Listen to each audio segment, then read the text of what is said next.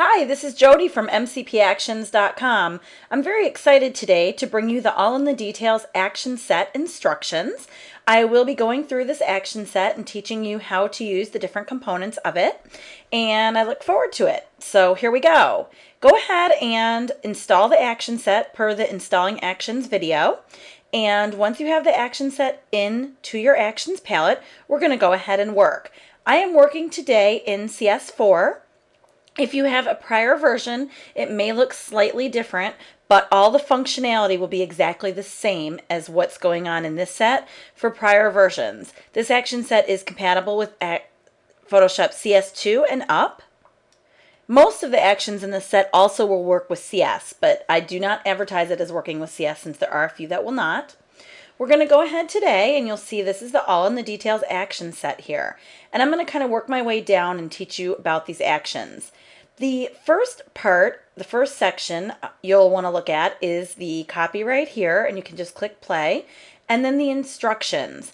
And if we go ahead and click play, you'll see it says this is a unique action set that helps you bring out hidden detail from your image. These actions work together, but many will need pixel layers. As such, most will flatten before running.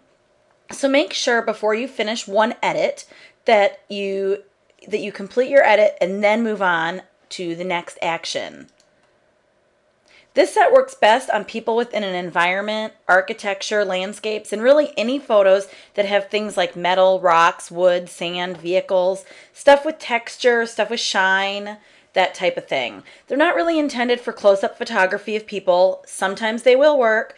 Macro shots of flowers and such, probably not the best fit either. But you'll find that they work on most pictures, but definitely not all. This is a specialized set. It's not meant to be your whole workflow. For best results, you will want to use these on high-res photos. The better your straight out of the camera picture, the better your results are going to be. If your colors are way off or if your white balance is really poor, these probably are not going to help your photo that much. Make sure your bottom layer is always named background. It is by default, so unless you've changed it or a different action has changed it, you will want to make sure that you rename it to background if it's not. If an action makes you stop and adjust and says to click play afterwards, just make sure that you do. That way you can experience the full effect of the actions. And masking will help you achieve the best results. I do have some videos on masking if you're not familiar with how it works. So you will want to go ahead and watch those if you're not. Basically, on a layer mask, white reveals and black conceals.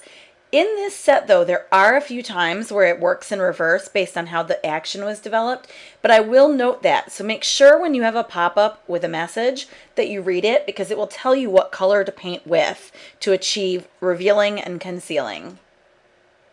Follow the instructions given for each action on which layer to adjust opacity and which to use for masking. You do not have to mask or erase, but if you have too much detail on one part like the skin, you can just brush it away using the mask and keep the detail on the rest of your photo. If there's a black mask, it means you cannot see the effect after running unless you do paint, except on the layer called Paint with White to erase details. It does work backwards, as I described before. Masks are non-destructive, and the best part is that you can reverse the effect just by swapping the color and painting back. After running these, you can increase or decrease the opacity layer for more detail. And once you're done, just go ahead and save as a PSD or JPEG. Probably most of you will be saving as a JPEG. And we're going to continue on. I'm going to teach you how to use these actions now. This is the first photo we're going to be using today. And as you can see, it's a man sitting with all his belongings and his dog as well, it looks like. And we're going to go ahead and run a few of the actions on this. Now, in this action set, I have three subsections: important details, additional details, and finishing details. When you're working in this action set, you will note that important details has the main actions. Unless your photo is underexposed and you need to correct exposure first, you're going to want to start with important details. And you'll pick probably just one of these conversions to run. I kind of prioritized it based on going from color, So it goes soft color, color, extreme color. Then there's an urban action, which is a very gentle urban action. It's actually really beautiful. Then we've got a vintage, which kind of washes out the color a little bit, an antique, and then we go to some things with some tints, like Sandbox has a nice warm feel, as well as tinted. Muted, again, a little bit more of a pastel, and then there's the pastels, which are very chalky looking. Mixing bowl, you can get a variety of looks. And then we go into the pictures that are going to be a little bit more monotone, if you will, but not boring by any stretch. We've got Penny for Your Thoughts, which literally reminds me of a penny, a copper look. We've got Mocha Madness, which is kind of a brown tone conversion. We've got Newsprint, which literally reminds me of a newspaper print. And Silver Lining, which is just a beautiful silvery type conversion. So these are the conversions. Every single one of them has detail, extra details brought in. You can turn that part off if desired, but really that's why you got the action set. So we'll go ahead and I'm going to run a couple different ones on this photo to show you the differences. So I'm going to go ahead and click play on the color one first, and you'll see it runs through pretty fast. And in my layers palette, when it's done running, it will give you two choices, and it's going to tell you to use a soft airbrush, an airbrush soft round, set at about 30% opacity. This way you can rub on the photo, on the black mask right here, if you want to erase detail anywhere. So you would actually take your brush and set it down to about 30%, and then on your photo, you would come in and actually on your photo, you would come in and paint. So say his face had a little too much detail. You would just come in and paint on that area or anywhere else that you want to as well. So that's how this works, very simply. All of these actions work the same, except a few of them have an extra stop where you're going to have to click play. I'm going to go back in my history now and show you what I mean by that. In the actions palette, I'll run the urban one, for example, on this. And we click play. And it runs through and it says to stop. You have no choice to continue. You have to stop and adjust. And you come in here and you don't have to adjust, then you can click play, but you probably will want to a little bit and play around with the settings. This is the urban color part. So you can adjust what percent you want there. This part controls contrast. So if you want more contrast, increase it, less, decrease it. And this part controls fade. So if you want more fade, you could go way up, but I don't usually. Or less fade.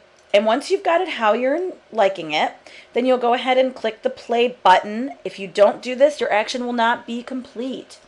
So go ahead and click play, and it's going to finish running through.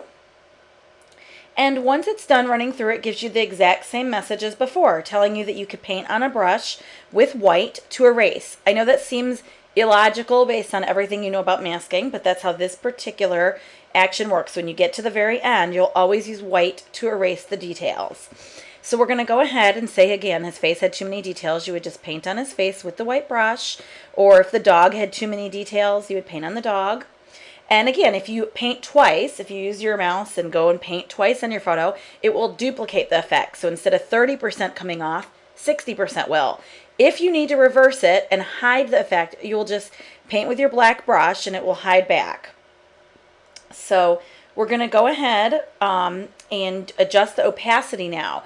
If you want to let in more detail, the default on every one of these actions is at 18%. It seems like a nice starting point for the amount of detail that's let in. Sometimes you'll want no detail. You can go down to 0. Sometimes you'll want to let a lot of detail, and I'll just kind of show you what that would look like, where it really brings out some of those hidden areas. If you do that, you may need to mask some more areas back. If that's the case, click back on the brush with white, and you can come in and just mask back anything you want to mask a little bit more. So that's how the urban action works, but most of them work one of two ways. Either you're going to stop and do what it tells you, adjust or paint, and then continue by pressing play, or you're going to press play and it will go all the way through to the end to this point. Okay, so let's go ahead now, and I'm going to show you a few more conversions. Probably the most fun one to use in terms of adjustments is Mixing Bowl. So I'm going to go ahead and click play on this picture of these shoes on this cement block, and you'll see how it really brought out the details. It almost has a metallic feel now. And it will tell you just to adjust all these layers. All of them except bright and fade are off by default. Every single one of these layers you can adjust the opacity on. And first you'll want to turn them on, and you may not want to use all of them. It's going to depend on the look you're going for. So I've gone ahead and turned Nutmeg and Blue Spice on. And I'm going to go ahead and change the opacities down a bit. And then maybe I'll add Mint in, and you can use all of them or just a few or none if you don't want to use, if you like how it comes out without using these. So, okay, let's put cinnamon in there and mix it up even more. So now we've got all the ingredients in and we're playing with opacity. Actually, let's see. Do I want cinnamon? Yeah, you know what? I'm going to take cinnamon out. I didn't like what it did for this photo. So here we go. We've got our completed picture, except that we now need to click play because it told us to finish the action set. So we're going to click play. And it's going to finish running through the action. And once again, you're going to be left with these same two layers, and the same principle applies. If you like what you see off the bat, you do not need to do anything at all. You can just leave it exactly how it is. If you are not thrilled with that, you can go ahead and add in some more detail or mask out detail, although here I probably wouldn't. Okay, next I'm going to go ahead and show you about the additional details. We've got in stark contrast, which will give a contrast boost. And like I said, all these finishing actions and additional details will flatten your picture. So make sure you like what you've got before you press play. We go ahead and press play. And so the before and after with that is from this to this. So you'll see it gave the photo a lot more contrast and kind of just made it come to life even more. You won't want to use this on everything. It also is built in on penny, mocha, newsprint, and silver lining. It's built into those actions, so you will not need to use it on those.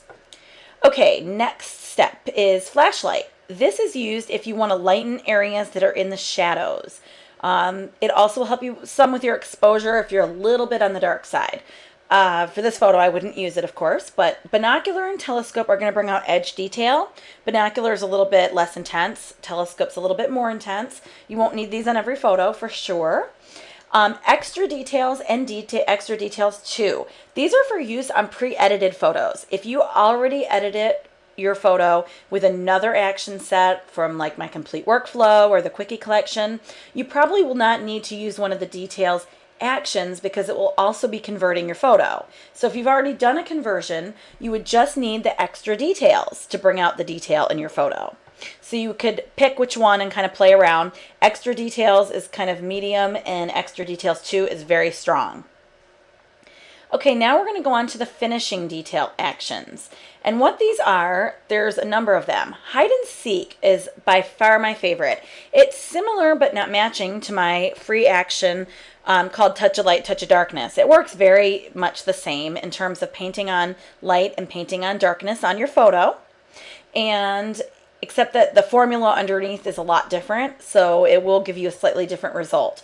And this, you can really enhance a photo by painting on certain parts of it to enhance. I'll go ahead and click play and show you how it works. It's going to tell you to use a white soft edge brush at about 20 to 35%. I usually use 30.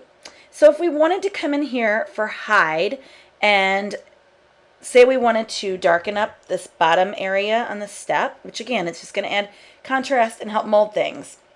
And for seek to lighten, we could come in here and click on this part, maybe back there a little, and it's going to give the photo even more dimension. I'm going to come in on the shoes, paint a little bit of that white, and again, it's going to start molding things. So that's before and after, and you can mold all kinds of pictures using hide and seek. It's a wonderful action. Then we've got dusty, dirty, smoky, and burnt out. And all of these are vignettes. Literally, all you'll do is press play on these. And 2 of them, the ones that are the custom ones, dirty and burnt out, you will have to use your lasso tool. So I'm going to go ahead in a moment and show you those. I'll come back to those in a minute, though. We've also got tunnel vision, the tunnel vision actions, which are talking about radial blur, circular blur, and painting on blur for depth of field. And I've also got Quiet the Noise and Quiet the Band, which will help reduce some banding and noise in your photos if some is brought out from these actions. It typically doesn't happen on the type of action, the type of photo I've got in front of you right now. Typically what I notice that noise come out on is if you have like a blue sky or an area with large amounts of one solid color. Also, like if you do use it on a macro shot, you'll notice that the area that was nice and creamy and smooth, some of that might pick up on some detail that you really don't want. So that's what you would use Quiet the Noise or Quiet the Band for if you have some banding going on. And lastly, I've included just put them into the set so that you had some sharpenings listed here. The ones I've given away in my blog before, the MCP High Definition Sharpening, that's for high-res images. And then if you want to convert for web, this is by far, I love this action. It will resize to 900 pixels. You can always resize it smaller on your own, and it will sharpen your photo for web. And that one, there's nothing to it. You just press play. So we're going to go ahead now. I'm going to show you some of these finishing details on another photo. Okay, I've got this adorable little girl here in a car, and we're going to go ahead and we're going to run, and I'm going to show you how to use extreme color, the details extreme color. I'm going to go ahead and press play right now, and it's going to run through. And it's going to have a stop in it where we are going to need to paint on the photo. It's going to say, with extreme color mask selected, paint with black to hide your original. This will allow a tense color to show through. It works great on water, rust, sky, brick, etc. So we're going to go ahead and press stop. It says press play to resume the action. So we want to go ahead after we paint and make sure to finish out, or we will not have the full effect. You can paint with your brush around 100% if you like. You will notice, you'll watch how it pulls out the metal there, the color in the metal. We do need to be very careful around her skin, which I wasn't to begin with, but I'm going to go ahead and zoom in now and make my brush smaller using the right and left bracket keys. So this one, the left bracket key. And you'll notice if I hit on her arm how it turns kind of reddish because it's pulling out the color there too. So I click X on my keyboard, it will swap the white and black. So now I am going to be hiding that color that was being revealed. I'm going to hide it on her arm. Come back again with X and just reveal it back here till I get a pretty perfect selection. Once we're done with that, I go ahead and click play. This is going to allow the details part of the action to run. And as soon as it's done running, we're going to go ahead and finish out the action. This works exactly the same way as the other ones. We can adjust the opacity up or down. And you'll notice, of course, that it looks great on the truck, but it doesn't look so good on her skin. So we're going to take a brush, and this time I'm going to actually take my brush at 100% because I really don't want any of this detail on her skin. I'm going to brush on her arms. I'm going to brush on her hand. I'm going to come over here and brush on this arm to get all that extra detail that was pulled out off. But you can see how amazing it looks, and I moved the opacity to 28. I'm going to go up even a little higher now. That's at about 38. So you can see a huge difference before and after how it just pulls out that detail. So it's a really fun action set. Nothing else ever I've seen like it. So, okay, now let's go ahead back down to our finishing actions so I can show you what we can do with those. We're going to go ahead and we already showed hide and seek. So I'm going to go ahead and show you Dusty first. And Dusty runs, and it actually does the vignette for you.